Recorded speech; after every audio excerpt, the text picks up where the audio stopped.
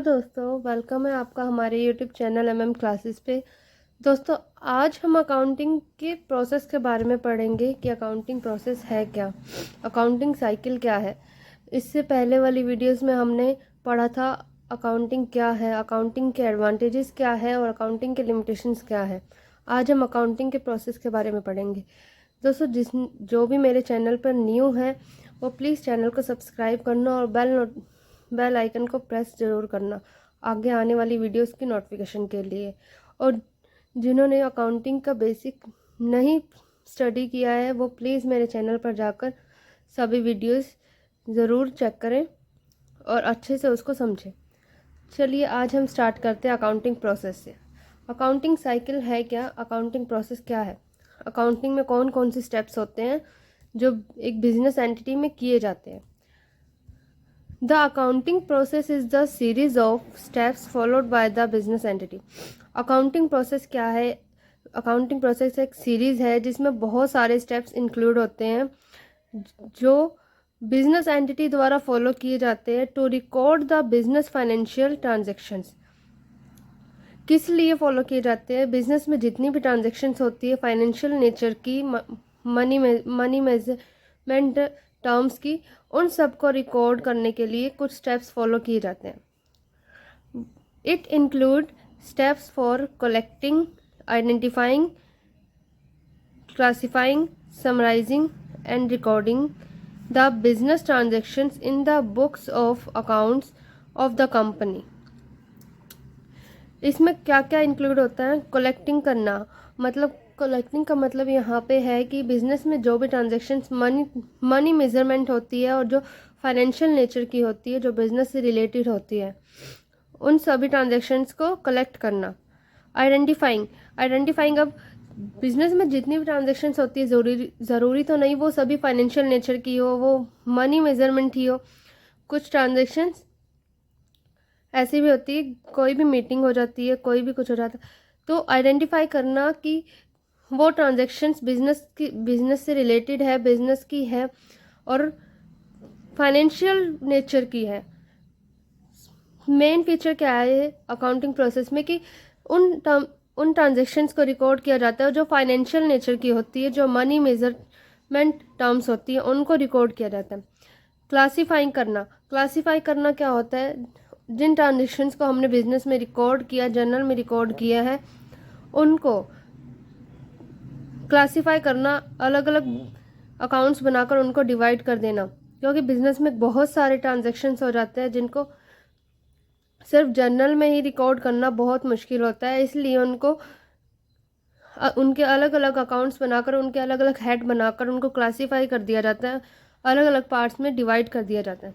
Summarise का मतलब क्या होता है? समराइजिंग का मतलब है कि जो हमने लेजर में पोस्टिंग की है, जो क्लासीफाइंग की है, उसके लिए ट्रायल बैलेंस और फाइनल अकाउंट्स प्रिपेयर करना। अब ट्रायल बैलेंस और फाइनल अकाउंट्स क्यों बनाए जाते हैं? ताकि हम बिजनेस की फाइनेंशियल पोजीशन के बारे में जान सकें। And recording the business transactions in the books of accounts of the company, मतलब इन सभी ट्रांजैक्शंस को बिजनेस में रिकॉर्ड किया जाता है, अकाउंट्स की बुक में रिकॉर्ड किया जाता है, so that the financial statement of the entity can be prepared. मतलब जो बिजनेस की फाइनेंशियल स्टेटमेंट है उसको प्रिपेयर किया जा सके, उसको समझा जा सके कि बिजनेस की फाइनेंशियल पोजीशन क्या है। Accounting process involve specific steps in recording, classifying, summarizing and interpreting transactions and events for a business entity। अब अकाउंटिंग प्रोसेस में बहुत सारे स्टेप्स इन्वॉल्व होते हैं, लाइक रिकॉर्डिंग करना, क्लासीफाइंग करना, समराइजिंग करना and interpreting transactions and events for a business entity. मतलब बिजनेस में जितनी भी ट्रांजेक्शन्स होती है फाइनेंशियल नेचर की या मनी मेजरमेंट टर्म्स की, उन सभी ट्रांजेक्शन्स को बिजनेस में रिकॉर्ड किया जाता है। बिजनेस की फाइनेंशियल पोजीशन के बारे में जानने के लिए, बिजनेस में क्या प्रॉफिट हो रहा है, क्या लॉस हो रहा है, उसके बारे में जानने के लिए, ताकि बिजनेस की जो फाइनेंशियल पोजीशन है उसकी रिपोर्ट को हम आगे कम्युनिकेट कर सकें बिजनेस के इन्वेस्टर्स को, बिजनेस जो इंटरेस्टेड पार्टीज होती है हमारे बिजनेस में उनको, और जो हमारे क्रेडिटर्स होते हैं, पब्लिक होती है, उन सबको हम कम्युनिकेट कर सकें ताकि वो, और सबसे मेन पॉइंट, फाइनेंशियल पोजीशन की रिपोर्ट को एनालाइज करके हमारी मैनेजमेंट तक कम्युनिकेट किया जाता है ताकि वो फ्यूचर में होने वाले कंट्रोलिंग के बारे में डिसीजंस ले सके। बिजनेस के लिए जो डिसीजंस अच्छे हैं, जो प्रॉफिटेबल हैं, उनके बारे में वो विचार विमर्श कर सकें। तो अब हम अकाउंटिंग के प्रोसेस के बारे में पढ़ते हैं कि इसमें कौन कौन से स्टेप्स होते हैं। फर्स्ट है आइडेंटिफिकेशन ऑफ बिजनेस ट्रांजैक्शंस। पहले भी हमने पढ़ा था कि आइडेंटिफाइंग क्या है। आइडेंटिफाइंग का मतलब है कि बिजनेस में जितनी भी ट्रांजैक्शंस होती है उनको आइडेंटिफाई करना कि ये बिजनेस की है या नहीं है, बिजनेस से रिलेट है या नहीं है, फाइनेंशियल नेचर की होनी चाहिए, मनी मेजरमेंट होनी चाहिए। मेनली आइडेंटिफिकेशन में हमें 3 पॉइंट्स का ध्यान रखना होता है कि कोई भी ट्रांजैक्शन अगर हम बिजनेस में रिकॉर्ड कर रहे हैं, बिजनेस के अकाउंट्स में रिकॉर्ड कर रहे हैं, तो वो सबसे पहले तो बिजनेस से रिलेटेड होनी चाहिए। सेकंड पॉइंट फाइनेंशियल नेचर की होनी चाहिए, एंड थर्ड पॉइंट वो मनी मेजर टर्म होनी चाहिए। मतलब जो बिजनेस से रिलेट करती हो, सेकंड फाइनेंशियल नेचर की हो, मतलब जो प्रॉफिट एंड लॉस कैलकुलेट कर सके, एंड थर्ड मनी मेजरमेंट, मतलब वो कैश में कन्वर्ट हो सके। ऐसी ट्रांजैक्शंस को बिजनेस में रिकॉर्ड किया जाता है। देन सेकंड है प्रिपरेशन ऑफ वाउचर्स। अब प्रिपरेशन ऑफ वाउचर्स क्यों बनाए जाते हैं? वाउचर्स बहुत सारे होते हैं, काफ़ी टाइप्स के होते हैं, और ये कंपलसरी भी होते हैं बिजनेस के लिए। इसके बारे में हम आने वाली और वीडियोस में पढ़ेंगे। अभी इतना ही कि वाउचर्स में बहुत सारे कैश मेमो भी होते हैं, पे स्लिप भी होती है, परचेज बिल भी होते हैं, सेल्स पे स्लिप भी होती है। काफ़ी सारे वाउचर्स होते हैं एज एविडेंस, मतलब कि हम जो भी ट्रांजैक्शन बिजनेस में रिकॉर्ड कर रहे हैं उसका हमारे पास एक एविडेंस होना चाहिए, ताकि जो भी हमारे अकाउंट्स को एनालाइज कर रहा है, इंटरप्रेट कर रहा है, ताकि उसके लिए हेल्पफुल हो कि ये ट्रांजैक्शन कहाँ से की गई है और कब की गई है। अब वाउचर्स में सब कुछ मेंशन होता है। अगर हम माल परचेज कर रहे हैं तो अगर हम कैश में कर रहे हैं तो कैश के बारे में वहाँ पर लिखा होता है। अगर हम क्रेडिट में ले रहे हैं तो उस पर्सन का नाम होता है कि हमने इससे माल परचेज किया है, और उसमें डेट भी मेंशन होती है और टाइम भी मेंशन होता है। टाइम तो किसी में होता है, डेट भी मेंशन होती है, और उसमें अमाउंट भी मेंशन होती है कि हमने इतने अमाउंट में ये माल परचेज किया है। तो मतलब ये होता है कि अगर हम बिजनेस में कोई भी ट्रांजैक्शन रिकॉर्ड कर रहे हैं तो उसका हमारे पास एक स्पेसिफिक रिकॉर्ड होना चाहिए, एक एविडेंस होना चाहिए, एज ए डॉक्यूमेंट होना चाहिए, चाहे वाउचर्स हो चाहे सोर्स डॉक्यूमेंट्स हो, तभी हम बिजनेस में ट्रांजैक्शंस को रिकॉर्ड कर पाएंगे। थर्ड पॉइंट है हमारा recording.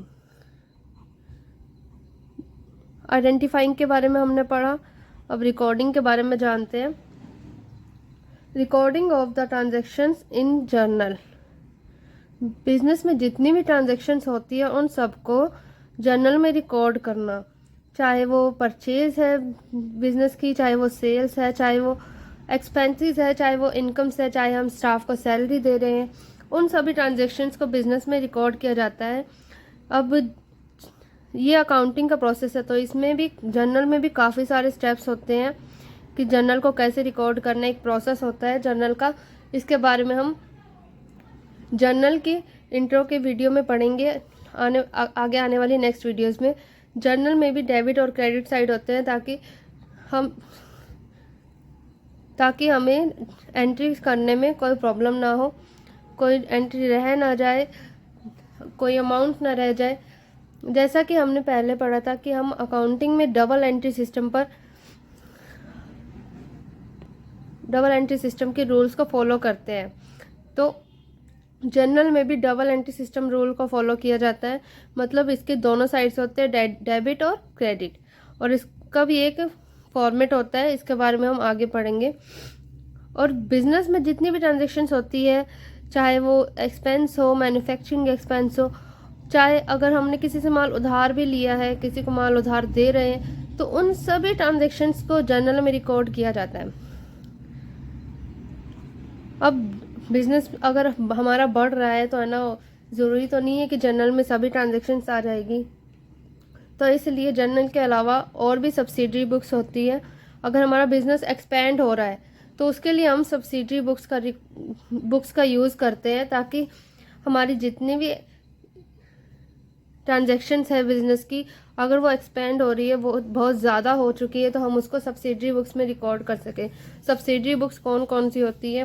Purchase book, sales book, cash book, बहुत सारी होती है, जिसमें हम हमारी बिजनेस की ट्रांजैक्शंस को रिकॉर्ड करते हैं। उनका एक मतलब जैसे परचेज का एक अलग हेड बन गया और सेल्स का एक अलग हेड बन गया, इस तरह से सब्सिडरी बुक्स को यूज़ किया जाता है। नेक्स्ट है हमारा क्लासीफाइंग।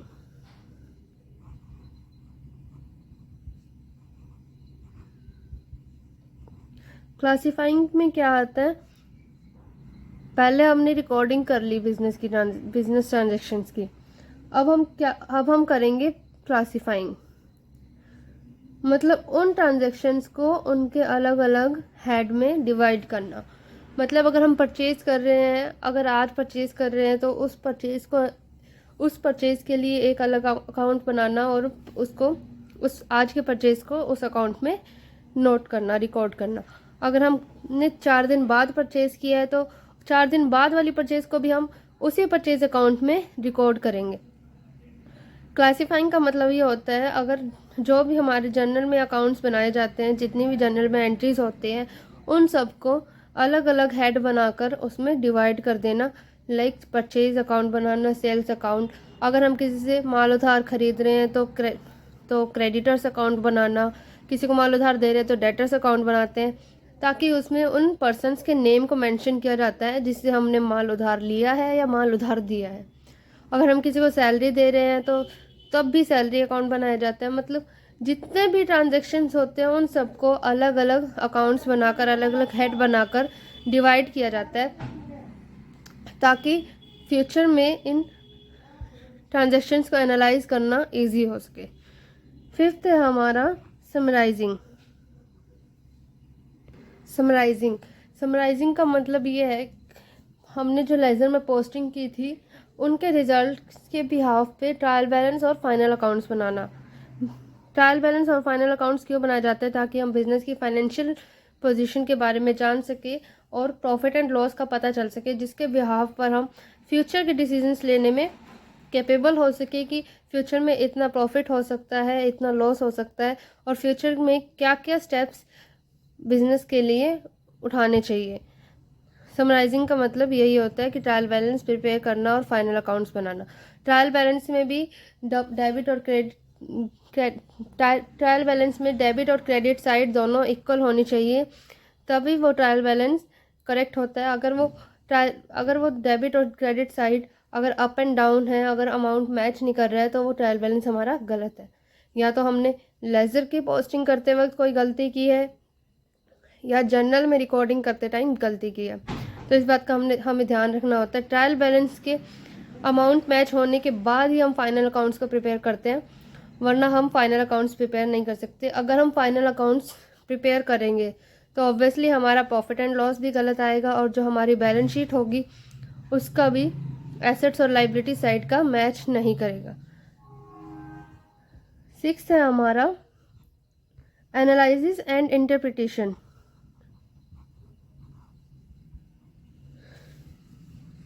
एनालिसिस एंड इंटरप्रिटेशन का मतलब क्या है? जो भी हमने फाइनल अकाउंट्स प्रिपेयर करे, जो बैलेंस शीट प्रिपेयर करी है, उनको एनालाइज करना। जो फाइनल अकाउंट्स हमने प्रिपेयर करे हैं उनको एनालाइज करना और इंटरप्रेट करना, ताकि बिजनेस मैनेजमेंट को हेल्पफुल हो सके बिजनेस के लिए कंट्रोलिंग करने में और डिसीजन मेकिंग में। एंड 7th है हमारा कम्युनिकेटिंग। बिजनेस की फाइनेंशियल रिपोर्ट को हमारे इन्वेस्टर्स, इंटरेस्टेड पार्टीज तक पहुंचाना, ताकि वो हमारे बिजनेस की फाइनेंशियल पोजीशन के बारे में जान सकें। दोस्तों, आज की वीडियो में इतना ही। आगे की वीडियोस में हम जर्नल के बारे में और सोर्स डॉक्यूमेंट्स के बारे में पढ़ेंगे क्या है। अगर आप मेरे चैनल पर न्यू हो तो प्लीज़ चैनल को सब्सक्राइब करना और बेल आइकन को ज़रूर प्रेस करना आगे आने वाली वीडियोस के लिए। Thank you.